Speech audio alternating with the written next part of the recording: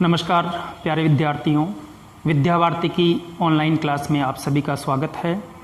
आज हम कक्षा 10 की प्रश्नावली 3.2 के बारे में चर्चा करने जा रहे हैं।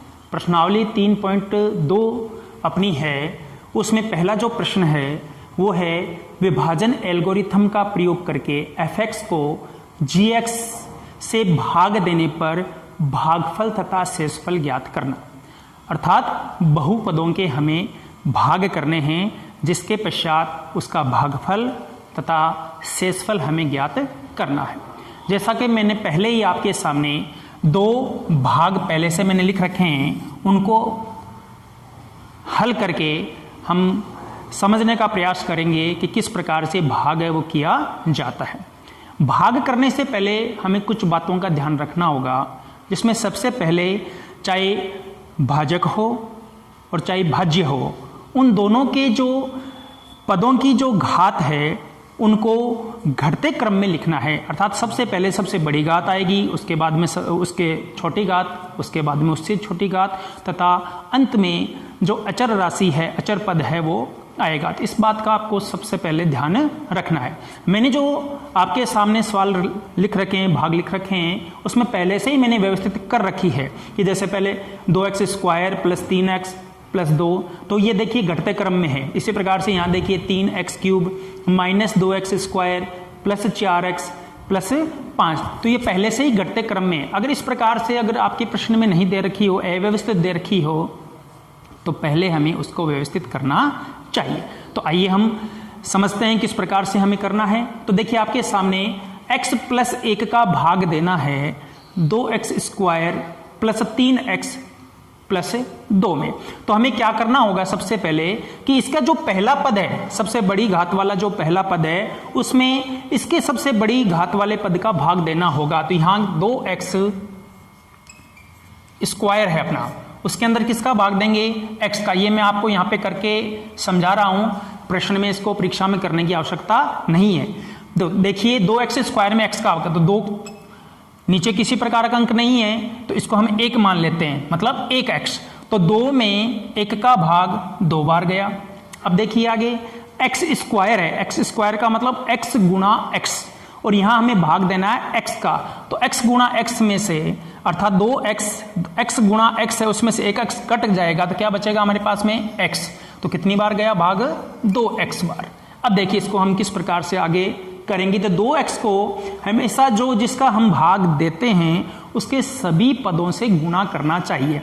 तो 2x को x से गुणा किया करेंगे तो पहला पद वैसा का वैसा ही आता है। तो 2x को x से गुणा करेंगे तो इसके पहले पद के समान पद आएगा, तो 2x स्क्वायर।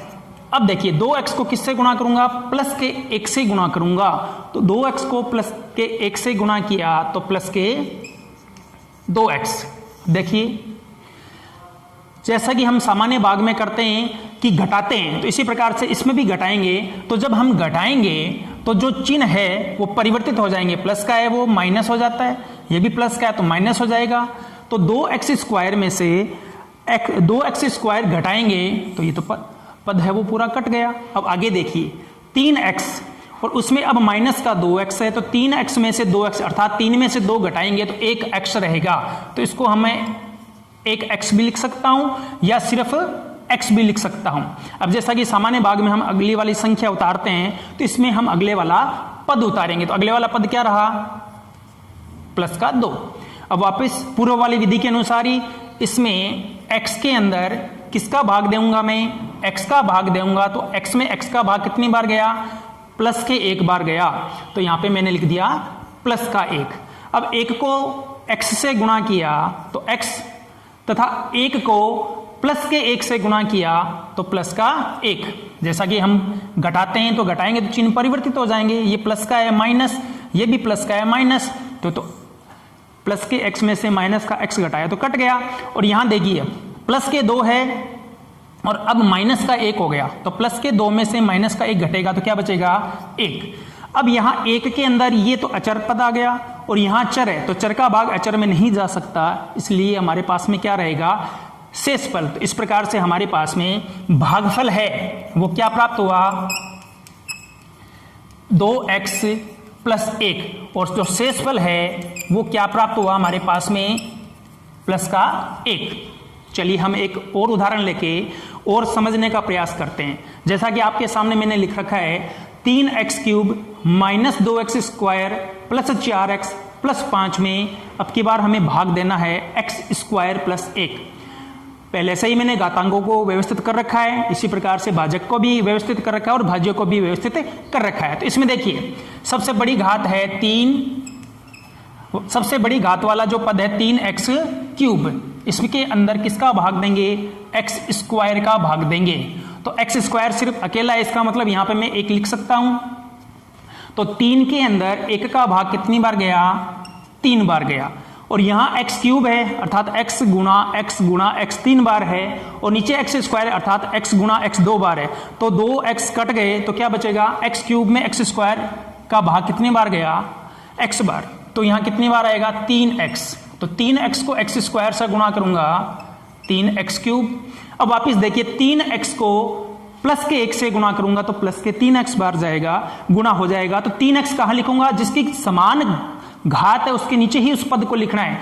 तो 3x को 1 से गुणा करूंगा तो 3x प्राप्त हुए। तब 3x में माइनस के 2x स्क्वायर के नीचे न लिख के 4x के नीचे लिखूंगा तो प्लस का 3x।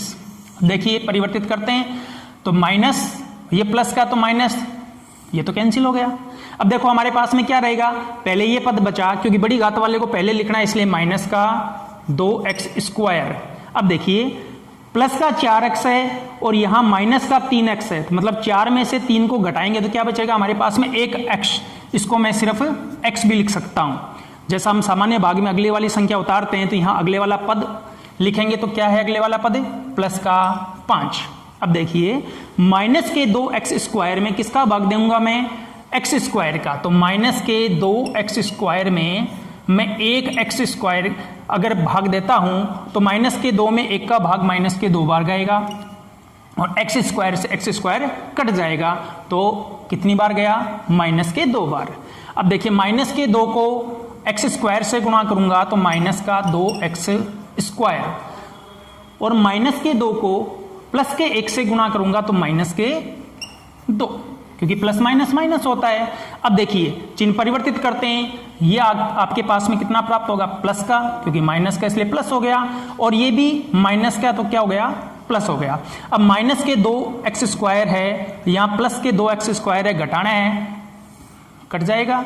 यहां क्या बचेगा अब हमारे पास में माइनस का x और प्लस के 5 और प्लस के अब हो गए 2, तो प्लस प्लस प्लस होता है तो 5 और 2 कितने हो गए 7। अब देखिए अपने पास में कितना प्राप्त हुआ माइनस x और भाग देना था x स्क्वायर का। अब यहाँ पे छोटी घात है तो छोटी घात में इसका भाग नहीं जा सकता, इसलिए हमारे पास में क्या प्राप्त हो जाएगा शेषफल। इस प्रकार से हमारे पास में जो भागफल है वो तो प्राप्त हुआ 3x माइनस 2 तथा शेषफल है वो क्या प्राप्त हुआ माइनस का x प्लस 7। तो इस प्रकार से हम भाग कर सकते हैं जिससे भागफल तथा शेषफल ज्ञात कर सकते हैं। इसी प्रश्नावली में जो दूसरा क्वेश्चन है उसमें क्या पूछा जाता है कि एक बहुपद दे रखा है और ये पूछा जाता है कि क्या दूसरा जो बहुपद दे रखा है वो उसका गुणनखंड है या नहीं। उसको हल करने के लिए भी हम इसी भाग विधि का प्रयोग करेंगे। अगर हम भाग देने के पश्चात अगर शेषफल 0 रहेगा तब तो वह उसका बहुपद का गुणनखंड होगा और अगर शेषफल 0 नहीं रहेगा तो उसका गुणनखंड नहीं होगा। तो इस प्रकार से प्रश्न नंबर 1 व प्रश्न नंबर जो 2 होगा दोनों में ही भाग विधि का है वो प्रयोग किया जाएगा। धन्यवाद।